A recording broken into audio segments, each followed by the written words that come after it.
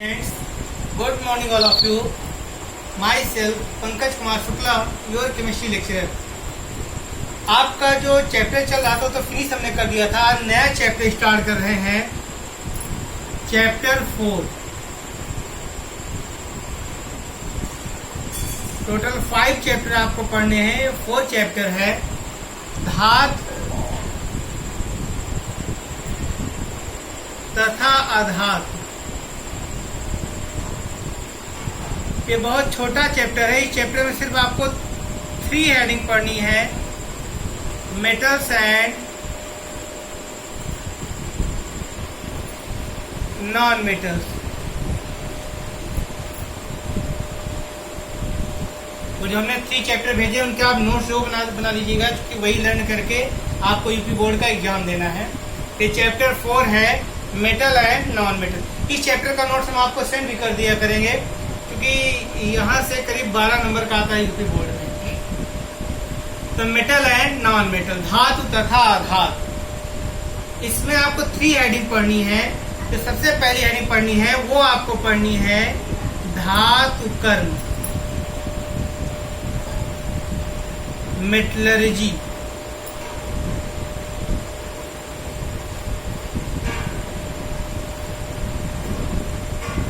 ये आपको पहला टॉपिक पढ़ना है इस चैप्टर में। तो धातु कर्म, धातु कर्म क्या होता है?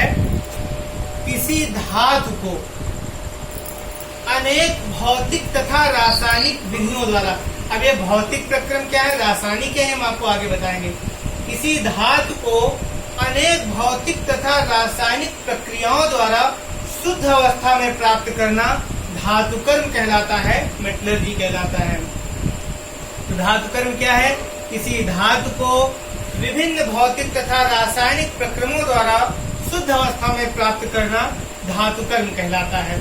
अब मेटलर्जी के हम आपको विधियां पढ़ाएं, उससे पहले उसकी हम टर्मिनोलॉजी आपको पढ़ा दें। उसमें कुछ शब्द हैं, उनका प्रयोग बार बार होगा।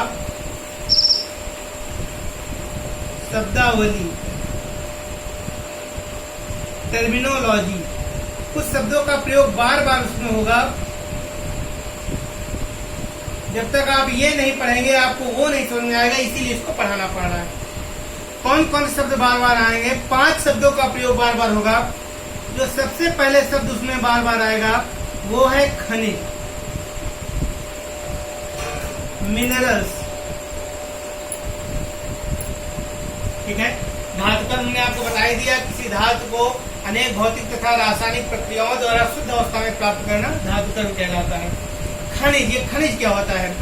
कोई धातु, कोई तत्व या कोई धातु भू परपटी से, भू परपटी का मतलब अर्थ क्रस्ट, भू के नीचे, तो कोई धातु या तत्व भू परपटी से जिस रूप में प्राप्त होता है उसे उस तत्व का खनिज कहते हैं। कैसे?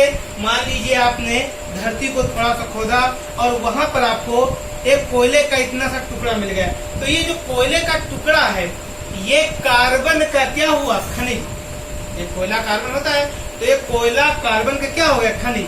मान लीजिए आपने धरती खोदा, आपको लोहे की एक कील मिल गई, तो वो जो लोहे की कील है वो लोहा यानी आयरन का क्या है? खनिज। समझ में आ गया? तो कोई तत्व या धातु भू परपटी से जिस रूप में प्राप्त किया जाता है उसी को उस तत्व का खनिज कहते हैं। क्लियर? मिनरल।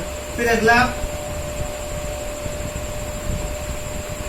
पहले आप पढ़ लीजिए गैंग या आधात्री।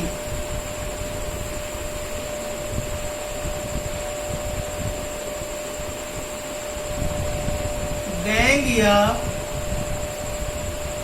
आधात्री, मैट्रिक्स, गैंग और मैट्रिक्स। जब आप खनिज को भू परपटी से निकालते हैं तो किसी धातु के खनिज में कंकड़, पत्थर, रेत, मिट्टी आदि अनेक प्रकार की अशुद्धियां उपस्थित होती हैं। इन्हीं अशुद्धियों को गैंग या आधात्री कहते हैं। जैसे मान लीजिए आपने लोहे की कील भू परपटी से निकाली, तो लोहे की कील, वो लोहे का क्या हुआ, खनिज, और उसमें जो मिट्टी चिपकी है, नमी लगी हुई है, वो सब क्या है, गैंग या अधात्री। तो आपको समझ में आ गया होगा कि खनिज में जो रेत, कंकड़, पत्थर, मिट्टी आदि अशुद्धियां होती हैं, उन्हीं को गैंग या अधात्री कहते हैं। ओके।